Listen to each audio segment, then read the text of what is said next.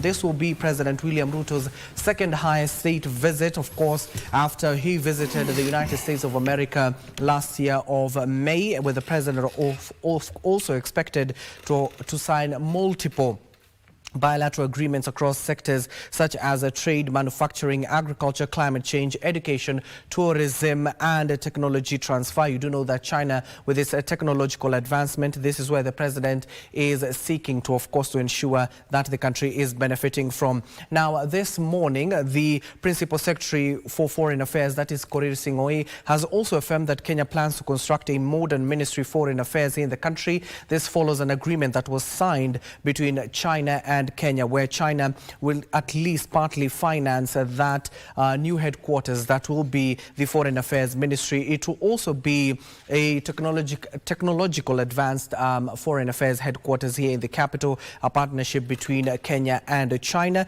At a moment, the president will be receiving his live feeds from Beijing as and when he arrives. Also, where meetings he will be conducting with not just leaders in that particular country or even parastatal heads, but even meeting Kenyans in the diaspora, Kenyans who are living in Beijing, working there, studying there. We will also be giving you those live images. Also in studio, we'll be joined in a few with my guest. We're also keeping tabs on other stories that are currently making headlines at this hour. We're still keeping an eye on the Independent Electoral and Boundaries Commission, IBC Commissioner's interview at the Edge Convention Center in South Sea. You do know that the search continues for the IBC commissioners, with the chairmanship position being concluded, with 11 interviews already being done by the Nelson Makanda-led committee. We're also following up on various parliamentary committees that are ongoing in various parts of the country. Also, there will be a handover any moment from now. We'll be going there live at the Harambee House, where the public service PS, who was just sworn in at a State House Nairobi last week, will be taking over the reins there. You do know even the Cabinet Secretary, that is Geoffrey Roku, was sworn in last week, and he has already hit the ground running, visiting various parts of the country, assuring that public service is assured in the country. Now, joining me for this particular first discussion on President William Ruto's 5-day state visit to China is none other than Mr. Peichun. He is the Deputy Bureau Chief, China Media Group of Africa. Welcome, sir. Thank you. And of course, a familiar face here with us in studio, Daktari Isaack, Hassan, a governance expert. Daktari, karibu sana. Asante sana. But let me start with Mr. Lee. Mr. Lee, thank you for joining us and making time for us this morning.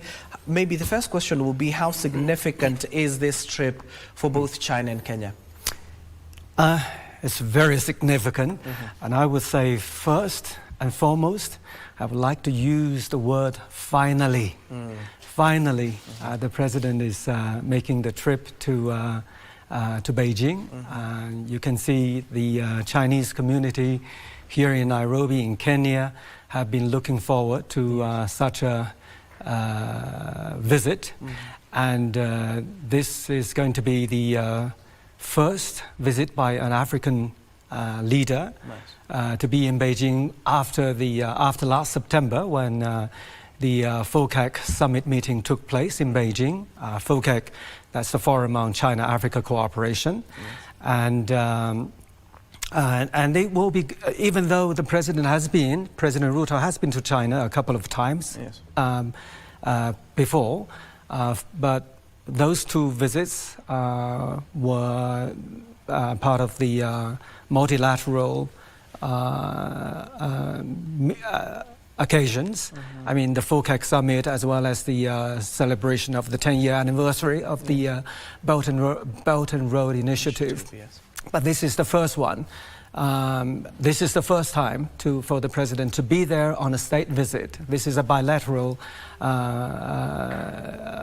program or project, and I think it takes special importance against the backdrop of the tariff tension imposed. I mean, the tariffs imposed by the Trump administration on many countries, including Kenya and China. Kenya, yes.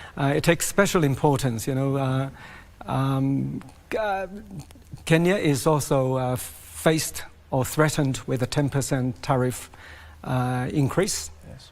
and China up to 245%. So this has affected the export-oriented economy of Kenya and China as well. China has taken a firm stance by taking countermeasures. Yes.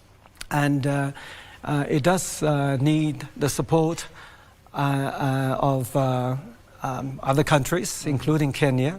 So it makes this a visit of special importance.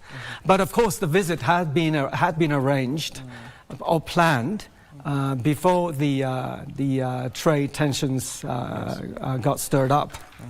So the two countries had already decided to strengthen their ties by having this meeting in Beijing. And I understand that the President Ruto is going to have discussions with his Chinese counterpart, yes, President Xi Jinping, as well as to meet the Chinese Premier and the leader of the National People's Congress, which is the Bunge la Kitaifa. Yes, now you're National Parliament. Daktari, let me come now to you. The significance of this, because you see, this will be the second highest state visit the president has made. You do know he went to the United States of America just last year in May, met with the former president, that is Joe Biden, and now he's going to meet again President Xi Jinping, this time under the auspice of being a state visit. So how significant is that? Thank you very much. First and foremost, I think it has been a while we have had a conversation with you. Yes. First, I think we need to understand where we are as Kenyans with Chinese. And if you look at Nairobi, I mean, Nairobi is a suburb of Beijing. That is obviously known because most of the things that are on our tables are Chinese made. And the products we use every day, including foodstuffs of late, are from Chinese. And therefore, we have not been very far from Chinese in terms of trade relationship, in terms of engagement with their business strategic developers, and in terms of building infrastructure and any other developmental issues within the country. But what significance does the president's visit has? His father is strengthening the relationship. We know there are a lot of infrastructure development that the government is proposing or promising every other time. And that means then funding must be secured in order for those promises to be realized. And part of the things that we foresee is that the government is likely to get loans for these massive infrastructures that we want to be developed. Secondly, the business corporations. You see there's a lot of Chinese who are operating in Kenya, doing business with Kenyans. There are a lot of products that are imported from Chinese into Kenya. And I'm hoping the president is likely to open a market for our products to be also sold in Chinese. That is basically what we think will be so significant to us, the fact that their trade on their side is already with us. We will want the president to advocate for Chinese to pick our products, our products and trade it in their country as well. That will also significantly increase or enhance our business markets or trade market.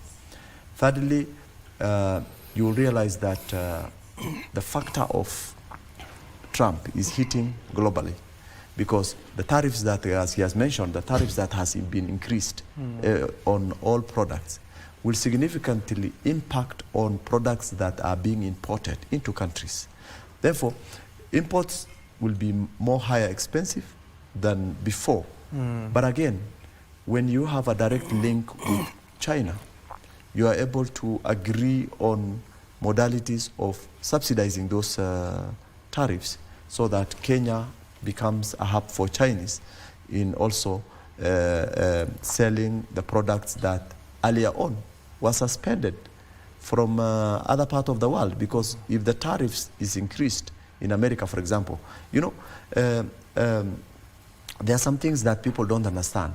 The government just establishes systems and policies, but the business people are independent of their government decisions, meaning that the decisions that governments make affect individual business entities within the country, but that does not translate to the choice of trade in which part of the world they are going to take their product. And therefore, meaning then, we expect much of the products that is coming from China, which probably has been diverted from America, to come to Kenya as a hub, and of course subsequently selling to this region of Africa. So I think a lot is likely to unfold as a result of the tariffs that Trump has put in place. Finally, visiting China, I mean, as a state visit, there are some other dialogue, political as well as issues related to relationship, in terms of how Kenya will want to face the East and divert themselves from the West, simply because the West dominates everywhere in terms of authority and some other issues that affects individual countries. But the East is ready to engage the countries based on productivity, based on business partnership, based on support on infrastructure. The other thing is that I know we have a lot of debts. Our debt is very high. Yeah, we'll be getting to that and as well. Yeah, I know we will get into that, but I think it is important for us to note that the visit should also bring us a bit of grants that is likely to complete some of these infrastructures that the president and the government desires to complete. Therefore, we do not only expect Beijing to give us loans, but we expect them to give us also grants. And that way we are able to face the East and look back, fail to look back to the West. Which, Daktari, they've even done this particular morning. The Foreign Affairs Principal Secretary, that is Korir Singh, has already confirmed that they will be building a new modern headquarters here for Foreign Affairs. Now, the Chinese will be, of course, through grants, will be financing that particular project. That is one of the grants you're talking about. Let me go to you, Mr. Lee. As you react to what Daktari is saying here, we're also going to look at this particular story, then I'll come back to you. We had already prepared some of the keynotes, what the president will be discussing with his Chinese counterpart as well as Premier Li Qiang. Let's take a look at that story and then come back with this discussion. The visit, which comes at a crucial time where the world's geopolitical dynamics is changing rapidly, signifying the robust relationship between our two countries. According to the Foreign Affairs Ministry, President William Ruto is seeking to deepen strategic ties with Beijing and its broader ambitions on the global stage to cushion the country against the economic shocks that have been felt due to the recent tariffs introduced by U.S. President Donald Trump.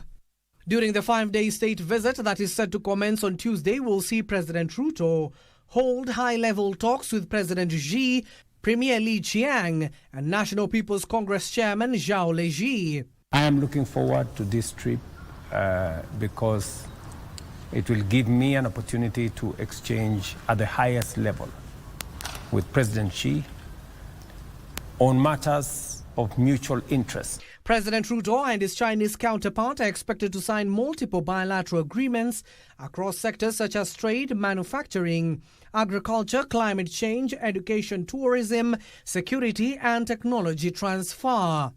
Their discussions will also center around financing major infrastructure projects, including the extension of the standard gauge railway SGR from Naivasha to Malaba via Kisumu, and the proposed dualling of the Rironi-Mau Summit Highway, part of the larger Rironi-Malaba corridor. The cabinet has already approved the dualling of the 170-kilometer Rironi-Malaba highway, with the construction set to begin in June 2025.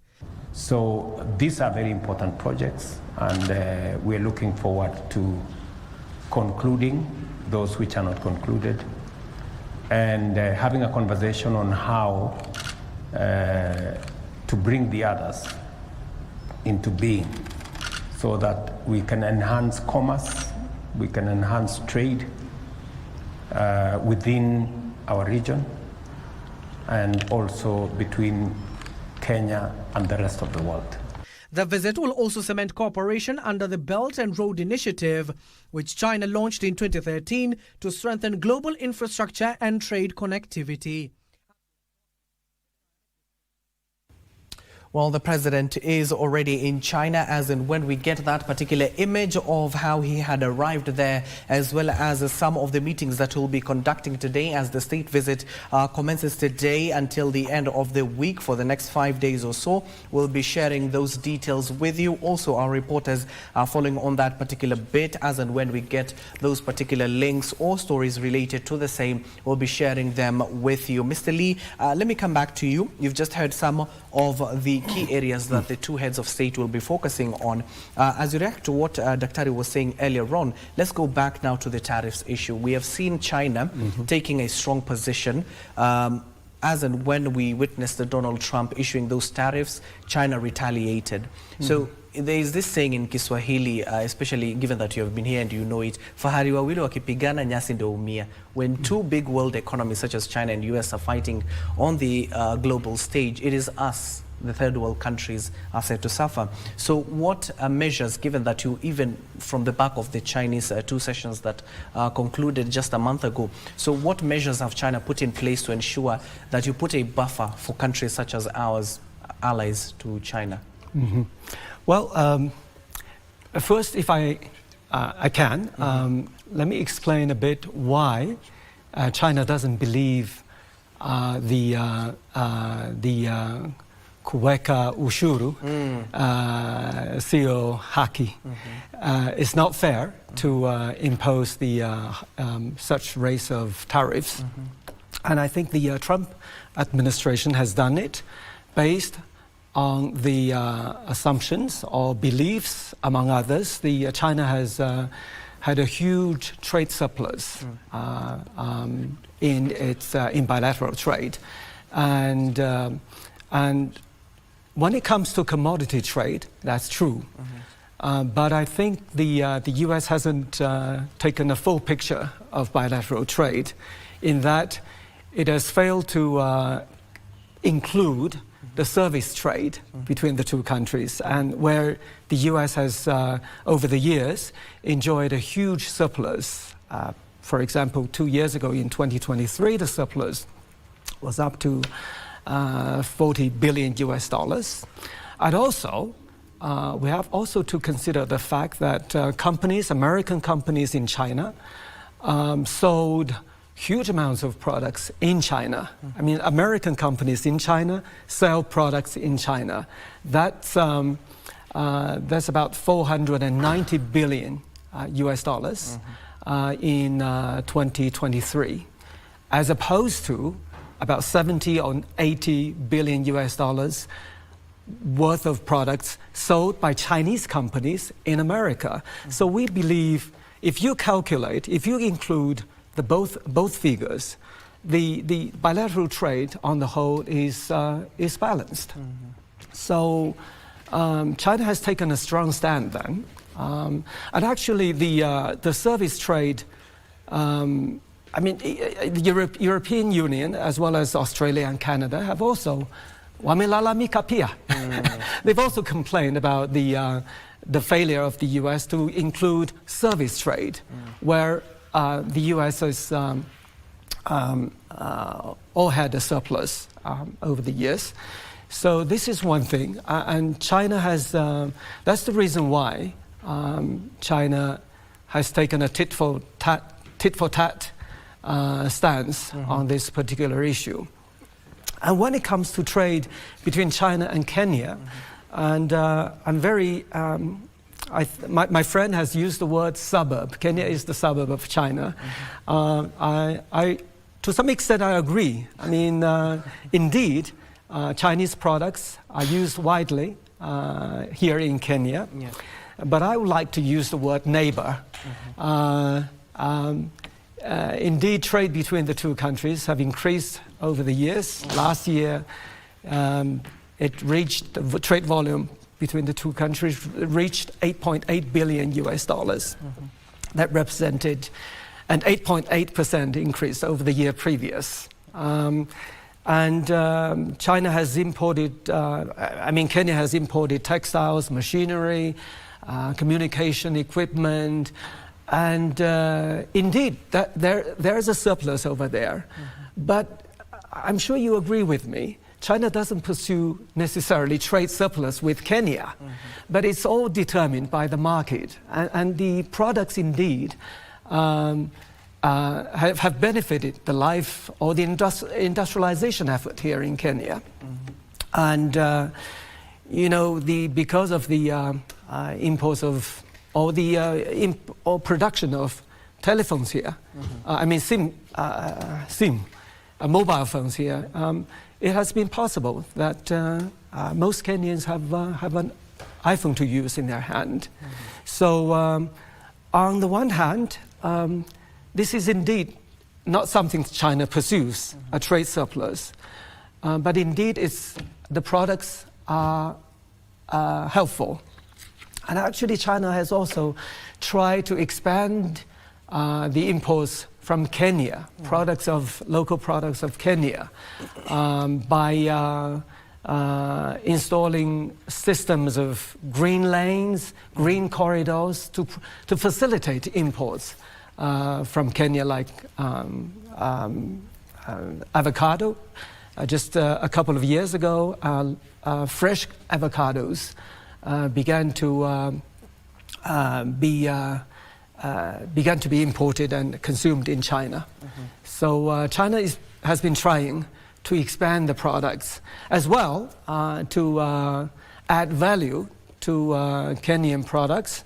I think I also agree with my friend in saying that if China can, for example, set up factories to produce locally made products here in Kenya, like textiles, and I think China has helped establish the Nairobi Special Economic Zone, where products are made locally.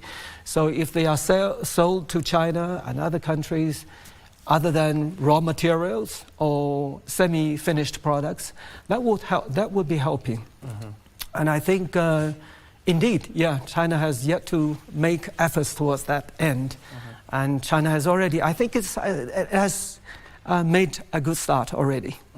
And Dr. with that in mind, how can we use or leverage this particular opportunity? Aside from the president, we do know that various cabinet secretaries from trade, agriculture, and other critical sectors will be flocking as well to Beijing. So what should we be taking advantage of from this trip? I think the advantage is that first and foremost, the opportunity that we were given is an opportunity that opens up an interactive sessions with business people in the country, and therefore we expect the president to have been accompanied by our businessmen also from the country here, so that they are able to shake hands and interact with other fellow businessmen. Of course, the ministries must be in a position to go and see how products are being processed in those countries, and of course checking with basic ministries, infrastructures that are already coordinating those processes. And then from there, subsequently, those exposure that they will going to come up with, and then also identifying business opportunities in those localities, are likely to be brought back home, and then our traders are likely to also now do those businesses. But I think the other thing that is very important that should be understood is that when government officials visit another state, there are specific things that the state visit are usually focused on. They don't usually focus on everything. But the presidents usually make in a manner that when he's going with his delegates, he mixes them based on the interests of the country and the people that he has accompanied, that has accompanied him into that country. Therefore, we expect, one, that the relationship of Kenya and China is likely to be enhanced. I have mentioned earlier on that the issue of infrastructure is the key thing that is dominating in that visit, simply because you remember quite a number of things that has been told the president about his promises on infrastructure development, including during his tour. I mean, when a president stands up and say, we will go into build or construct a road between here and there, and yet he knows that he do not have that financial strength at that particular time, he means then he's trying to negotiate with other partners who are likely either to give them loans or, as we earlier mentioned, grants. You mentioned a very good opportunity in regards to the grants that already has been highlighted by the PS for Foreign Affairs. But I think in terms of the needs and priority of the country, I think we have a very well established foreign office in Nairobi, at the heart of the city, with a modern structure, rather with even high quality materials, not of the modern in nature. But I know why probably the government has decided to take that forward and to be supported on. But the important thing is that we have more pressing priorities. You remember in northern Kenya, during the drought season, we were fetching waters, and people have no even basic needs, and the basic needs are basically one, water, food, and shelter. And if we do not have these three basic things in place, then all other things that usually comes before that becomes a show-off. It's not something that will be of significance to the common mwananchi. So we are thinking the president probably to look for a grant that will establish at least a 1 or 2 mega dams in northern Kenya, so that we are able to harvest the water that is coming from Ethiopia every time rain falls. And then those water are always dumped to Indian Ocean. If we harvest those water, we will improve livelihood of many Kenyans. We will enhance productivity of those communities in terms of agriculture, irrigation, and other things.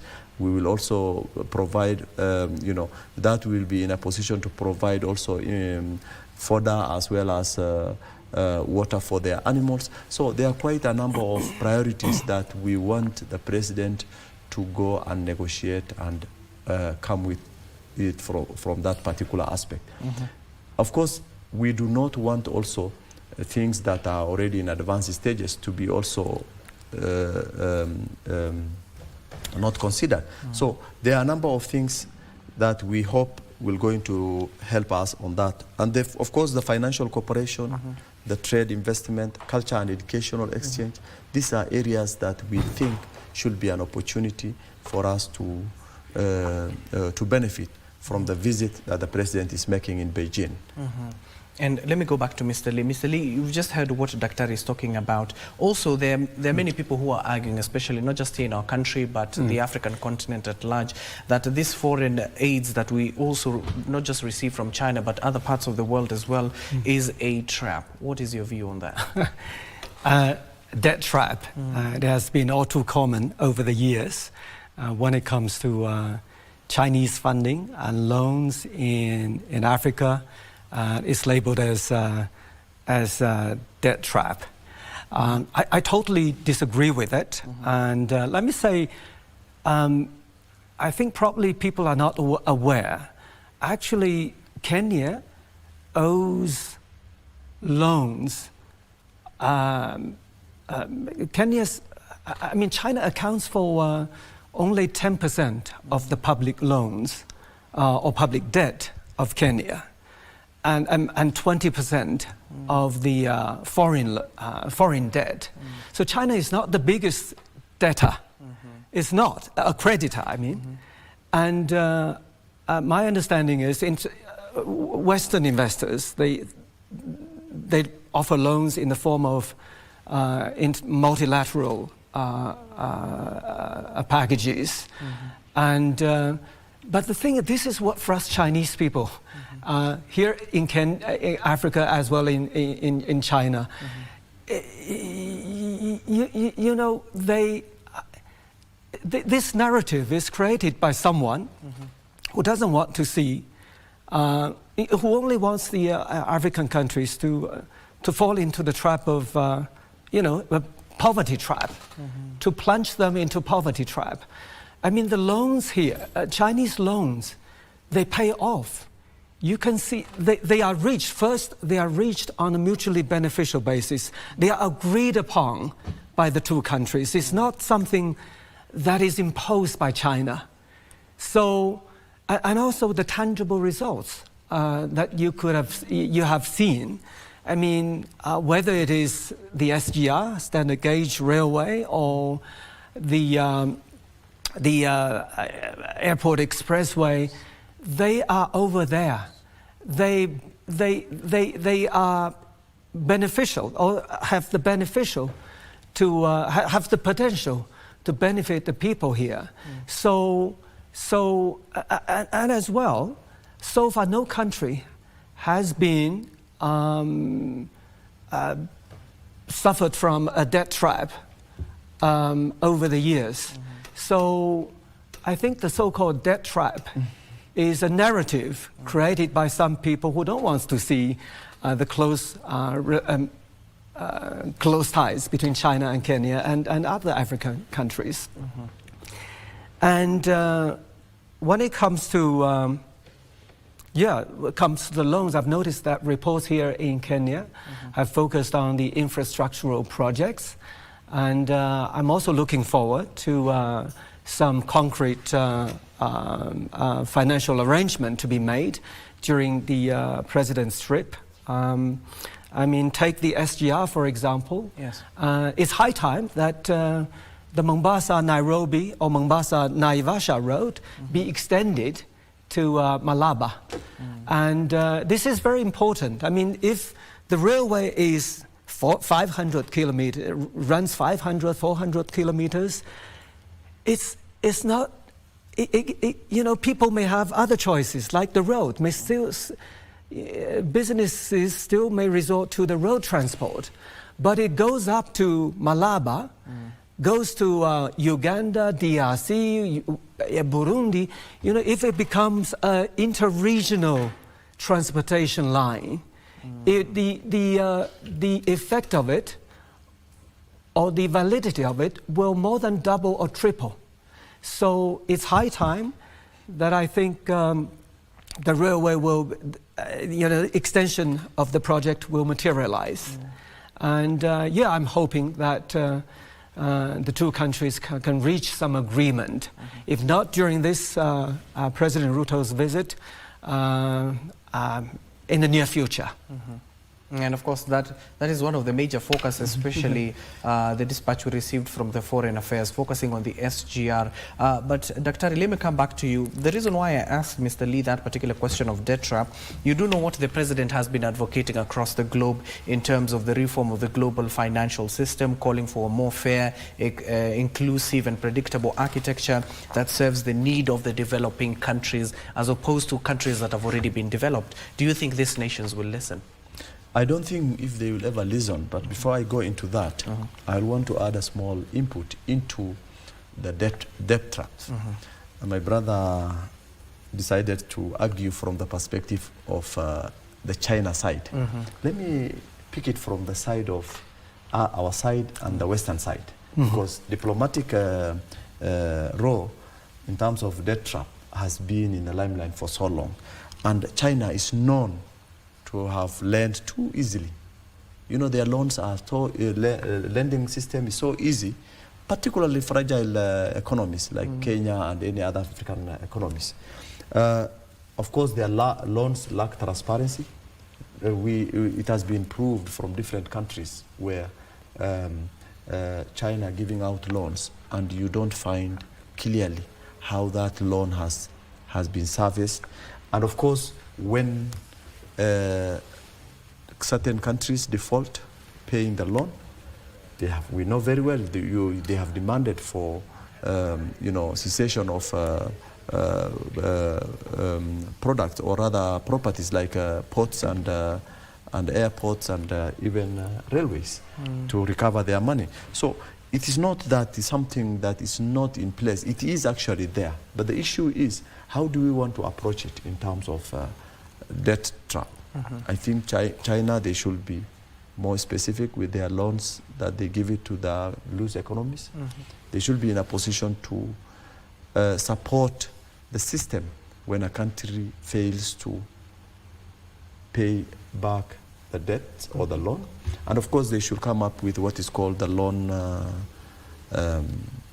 relief, which most of the time Western countries do. But in Western countries, they are challenged. Of course, the both loans are not better either. The Western countries are not better either because they too also give out loans on conditions. And the condition is to control the sovereignty of that particular country. And that has happened also in several occasions. And therefore, I think from the loan trap, that is where we are. Now, in terms of these loans and the visits, let's relate it to the visit, is that we do already have significant amount of loan from China, regardless of the 30% he has mentioned. There are other loans that has not been specified, and that is also in circulation from the systems, because you hear last time when we saw the distribution of loans from China was number 2. Number 2 in that if all the other entities like World Bank, IMF and these are added together, those become one block. So they were number 2 in essence if we don't pick it institutionally. So meaning then I think it is high time for China to revisit their way of lending loans so that we are able to comfortably say that the loan that has been given is accounted for, and of course the space or the time that is allocated in terms of payment should be also clear. And then of course these loans comes with a lot of interest. Recently we were hearing, actually we have never started paying loans. We have been paying interest that is over the loans. Meaning then, if we don't have a fixed amount of interest and the interest changes with time and with expenditure, then of course we will end up paying 3 or 4 more times than the amount of money we have taken. And that is the beauty of the lender. The person who lends will want to make more profit than getting some little profit and moving on. So basically I think that is where the aspect of issues needs to be addressed. Yeah. And Mr. Lee, as you react, I'm giving you a chance to react to that as well. We would like to get your thoughts as well on this global financial system where the president has called it unfair most of the time, not just visiting in China but various parts of the country. Tell us, what are your views in that? And what Daktari is clearly stating is what many Kenyans are feeling: transparency, accountability. Will Kenyans get that at the end of the day? Okay, I just want to make two brief comments. First, on transparency. As I said earlier, the agreements signed between the two countries, or between China and other countries as well, were, they came out of consultations, and there was no secrecy in discussing the pros and cons of the financing arrangement. So there's no secrecy over there on our end. But whether the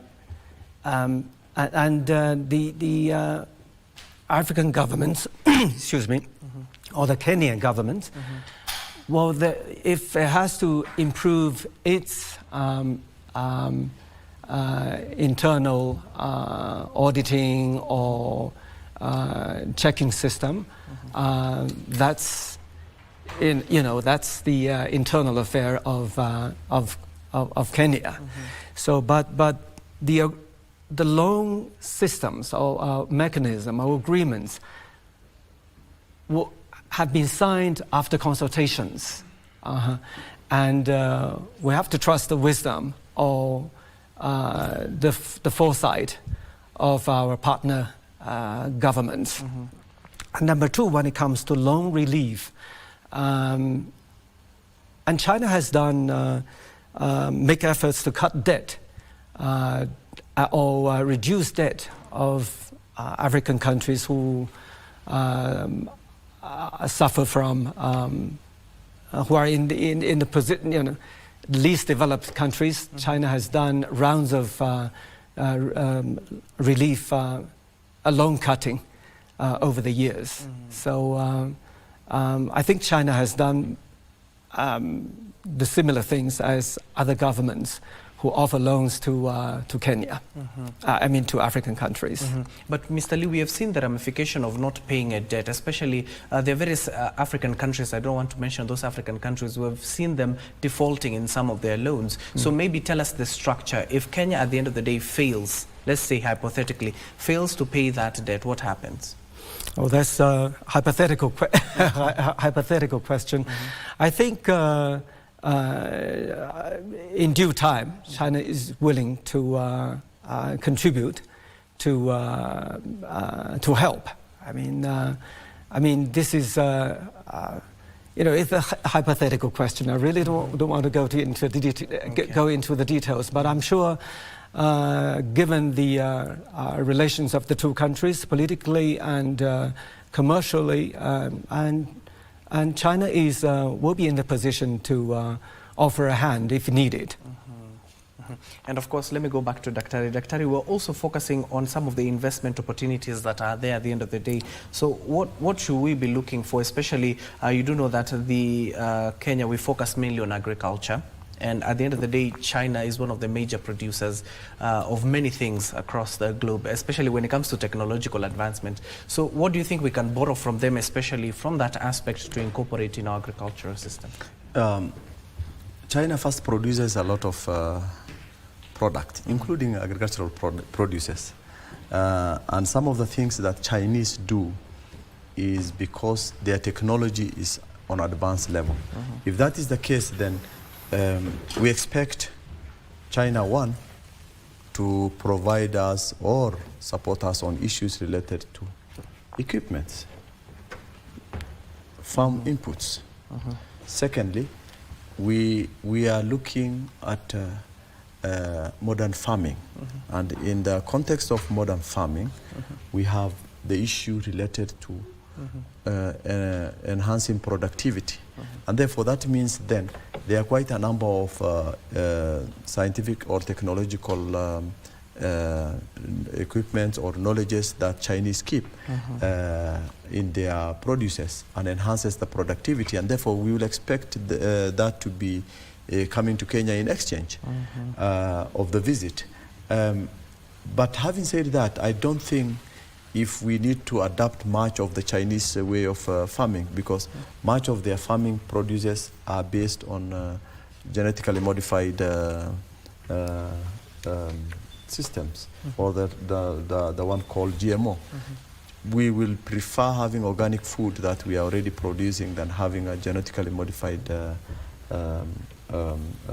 produces, because they also come with their other side of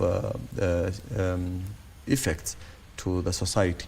Therefore, beside that, I think the technology will be of help in Kenya and in other part of the African country where the economy is still grumbling, and we expect part of the relationship, if we look at keenly issues related to agriculture, we will expect them to exchange the advanced technological equipment as well as technological skills that will enhance the productivity of this agricultural produces in Kenya. Not only that, we expect these products of ours, once this is increased, to be also exported to Chinese, because we may want to produce a lot of maize, but we may not be in a position to consume it, or we may not find a market for it. Therefore, the opportunity that we expect China to get from our side is that any farm produces that we produce in country should also be, they should be in a position to establish a market for those produces in China. Whether they want to recycle it and bring it as again another produce into the country as an import, that will be their own technological advancement. But the bottom line is that we want them technologically enhancing our side, this other side, in terms of our farm produce, so that we increases our productivity. And then, of course, they should create an opportunity, a market opportunity, where we can sell our produces on the other side. Mr. Lee, I will be circling back to you, but let me get to introduce my guest who has just joined us. Is Alenga Trostat. He's a political advisor. Karibu sana Alenga, it's been a while. Yeah, but maybe give us your overall general view of the president's visit, 5-day state visit to China. I think the president's visit to China is not anything novel or new in any sense, because he attended a similar meeting last year, is it September, in 2024, right? During the BRI forum. But what is more important is the year is 2025, and the whole world is looking for a bilateralism or a multilateralism that works for both parties.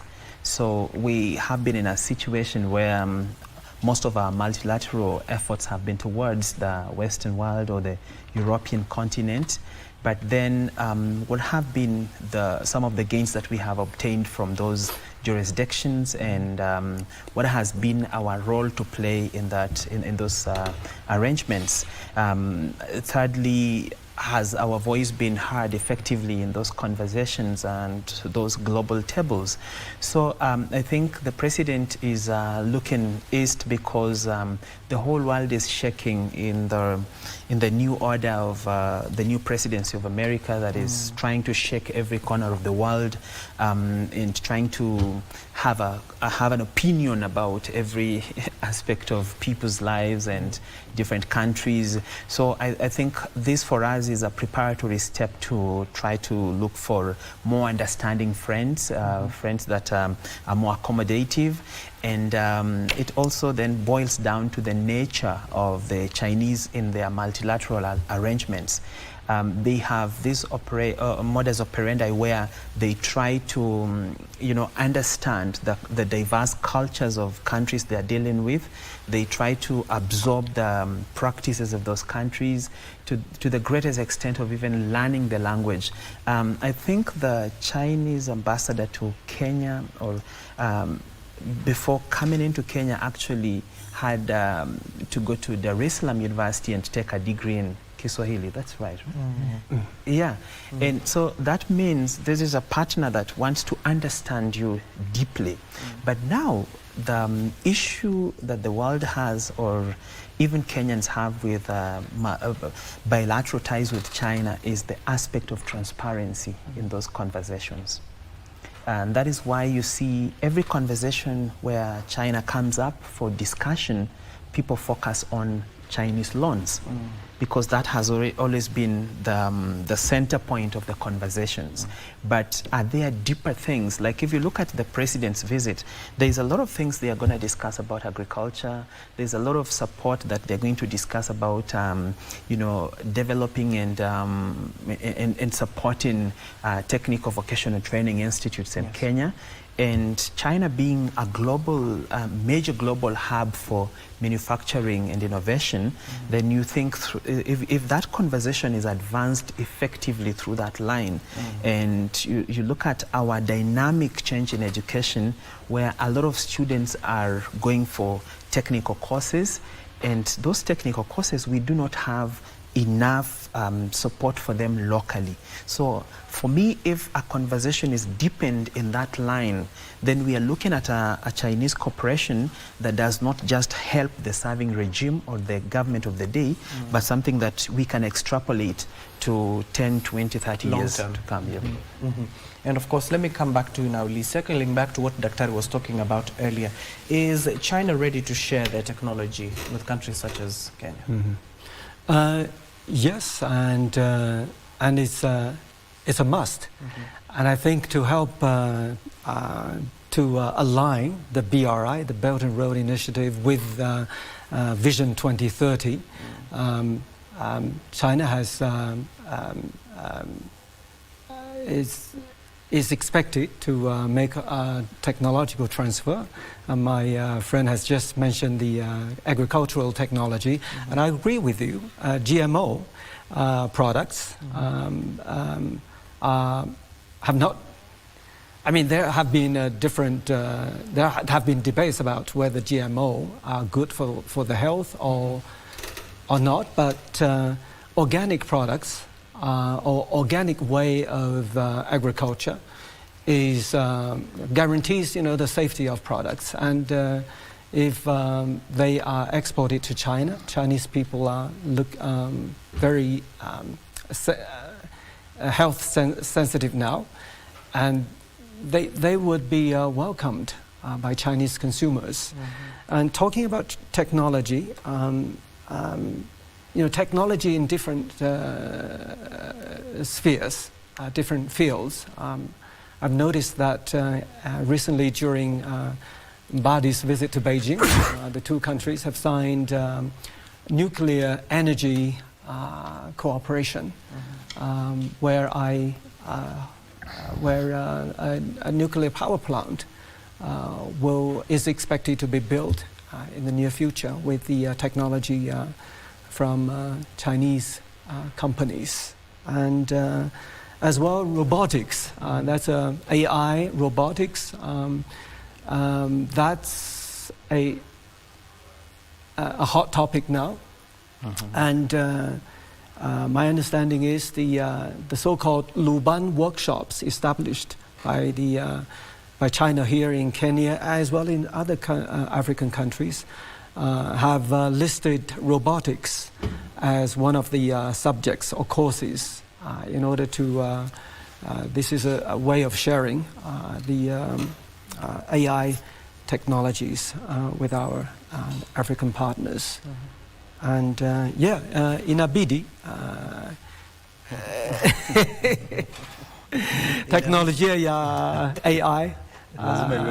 Yeah. Okay, let me go. Before I come to Dr., let me go back to Alenga. Alenga, you see, these are two different governments, two different countries. One is a capitalist, the other is a communist. So how politically, will they meet? Ideologically, how will they meet at the center point to ensure, aside from their political beliefs, that they can salvage from this coming together? I think that's a very important question, because one of the places that the president is going to have one of the caucuses that the president is going to have a meeting with is the Chinese ruling party. And questions then may abound home, what are they going to discuss, because their ideologies are far apart and their leanings are very, very significantly different. So what are they going to discuss? And looking at the orientation of the governance system in China and that of Kenya, we are more of a liberal democracy where issues of the rights to expression, rights to picketing, all those rights are really the cornerstone of our governance. Be that as it may, the Chinese model is a little bit different, where there's really not much space for public speech and the exercise of those particular rights that advance a democratic thought. So we could be worried: is it going to be influenced in that particular direction, because obviously he cannot go and teach them democracy. You know? So you wonder who is going to influence the other. And looking at the period we have before the next election, then you know that kind of conversation then doesn't really dwell well with the local population. And so that's why I was saying there are many issues that China can cooperate on with Kenya. And if those issues were given the forefront, and that now boils down to how best our government, which is visiting, communicates those issues that they have discussed effectively, so that you and I know, in these discussions, this is what was discussed. Remember the meeting that the president had with the president of the US, Joe Biden, before he left office. And there was actually a website where the US published everything they discussed and what they agreed on, the areas of cooperation. We'd expect the same to come from maybe the Chinese government, so that Kenyans are able to go through these things and audit them and know, oh, this is what the government is agreeing with China. This is what the government has decided to work together with China. Because as I said earlier, when the issue of China, Kenya, or China, any other African country comes to the table, the first focus is usually loans. And then we have seen how these loans have been managed locally, because we find a lot of laxity from the Chinese partners. When they advance loans, they do not have maybe some conditionalities that will ensure prudent use of those monies. And in the past, we have had bad experiences, especially with the SGR, where a lot of Kenyans feel we got a raw deal and a lot of money was disbursed, and what we got is not value for money. So I think it's also a challenge to the Chinese government to be able to have to develop a system of accountability as partners, so that even as we are talking about the cooperation areas, we also understand these are the values of China when it comes to this, and this is what they expect from partners, so that those partners advance, so that it happens in Kenya as though it would have, like the Chinese government would have expected to happen at home. Because I believe the president of China, Xi Jinping, might not expect, if money was brought into China from somewhere, that money just disappears and China cannot account for it. He would want that value to be identified. So the same way to the partners, we are cooperating in these areas, but we want accountability, so that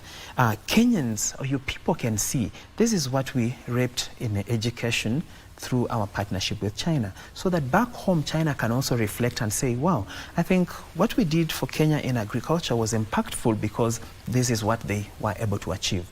So overall, the underpinning idea is that responsibility and accountability in these bilateral ties. Okay, gentlemen, we're entering the final leg of our conversation. Let me start with you, Daktari. Given that you're a senior, we start off with your final remarks, a minute each at least.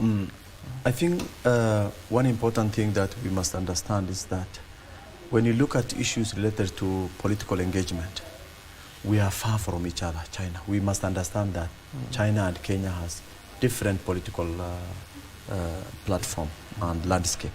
That will not come into perspective in any conversation of theirs. And that was a very great question, and he has definitely put it very well. But what brings together Kenya and China is based on only two things. That is mutual respect that they keep among themselves, as well as strategic cooperation. These two has shown significant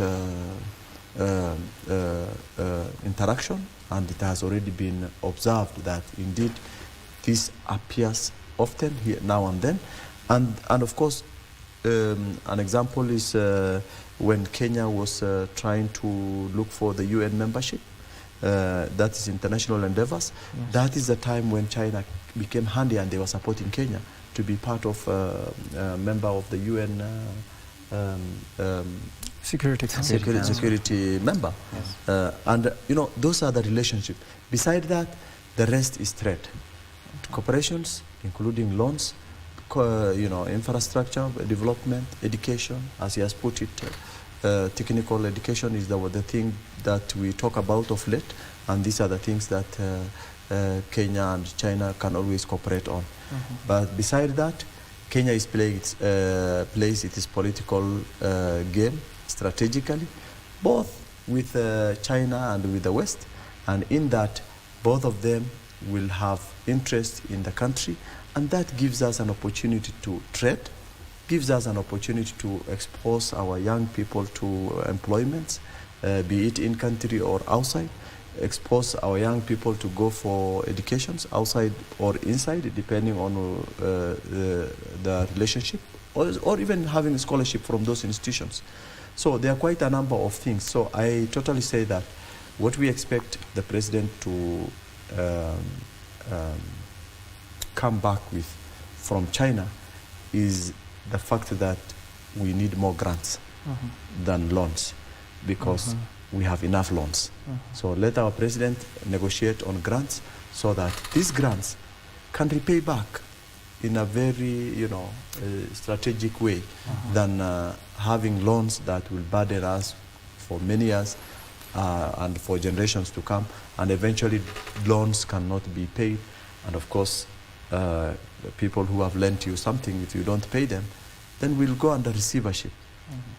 Greece has been an example of a country that has been dismantled because of loans and under receivership, even up to today. Their debts cannot be paid. So basically, I think what I'll think of is that much that we expect should be based on grants. Okay. Mr. Lee? Yeah, I want to make two remarks to wrap up. Number one, the president's visit. Mr. Lee, let me cut you short. We'll come back to that final remarks. We need to pay some bills. I'm just informed that we need to pay those bills. Let's take a short commercial break. When we come back, we'll be winding up on this particular topic. Also, in the second hour, we'll be focusing on disaster management. My guests are already here in studio, so do not go far.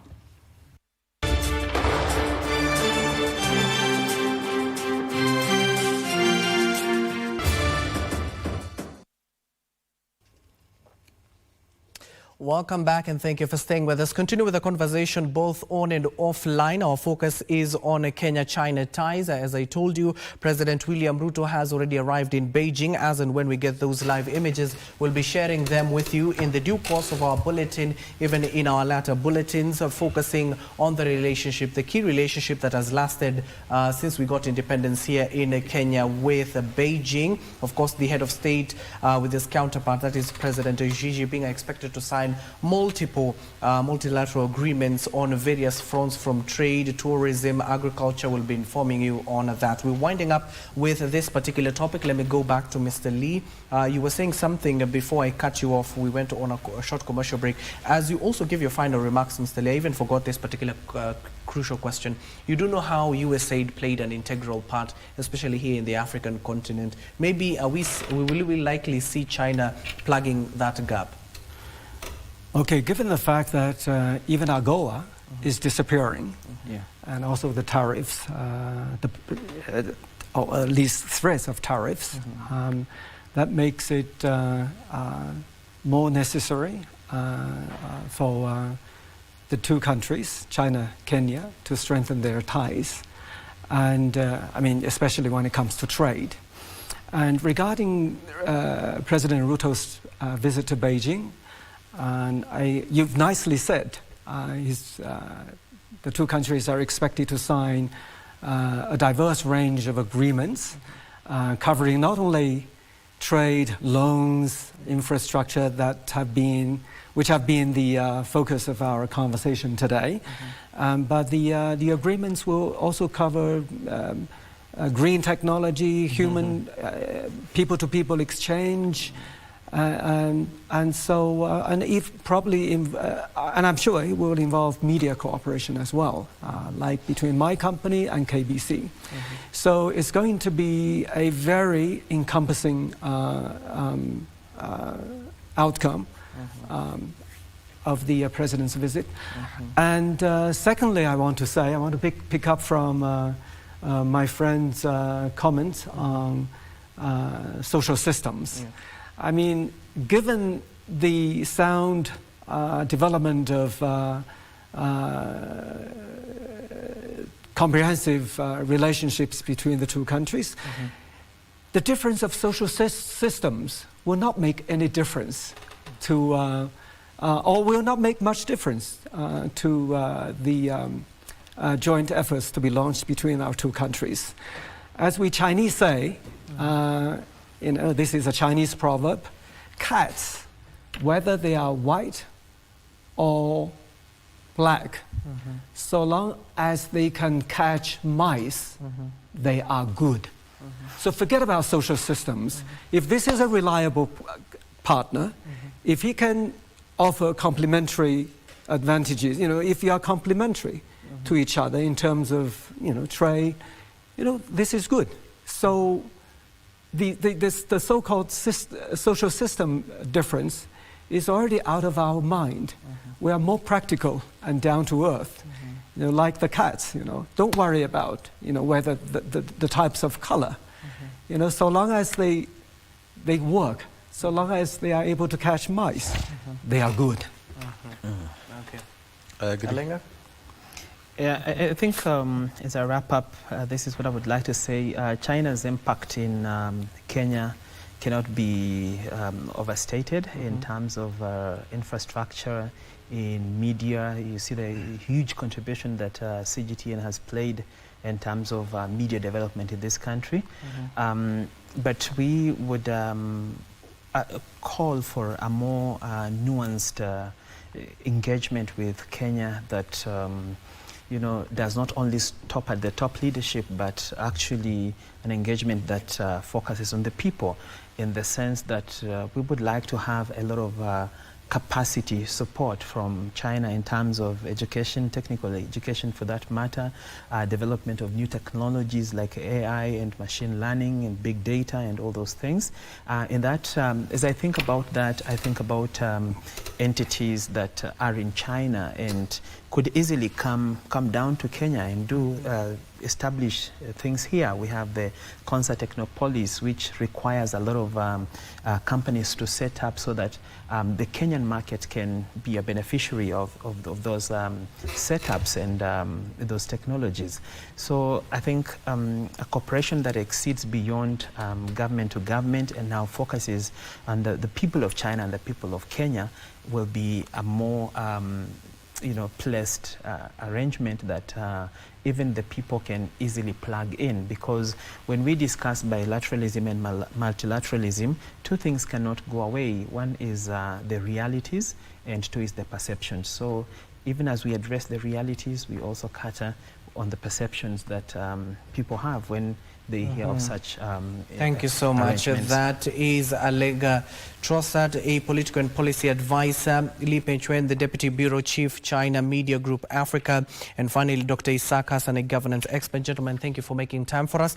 Also, we'll be keeping an eye on Beijing, given that that is where the epicenter of the events are. We'll be seeing what the presidents will be talking about, what they will be signing, and how at the end of the day it will be beneficial for us as Kenyans. That concludes our first topic that we're discussing, China ties. When we come back, we're going to take a story from the cabinet. When we come back, we'll be focusing on disaster management. Already my guests are here: William Omole, the acting disaster management World Vision. Venant Ndigila, the head of disaster operations, is also here in the studio. Let's take that episode of the cabinet and then we'll come back. We'll be focusing on that as well.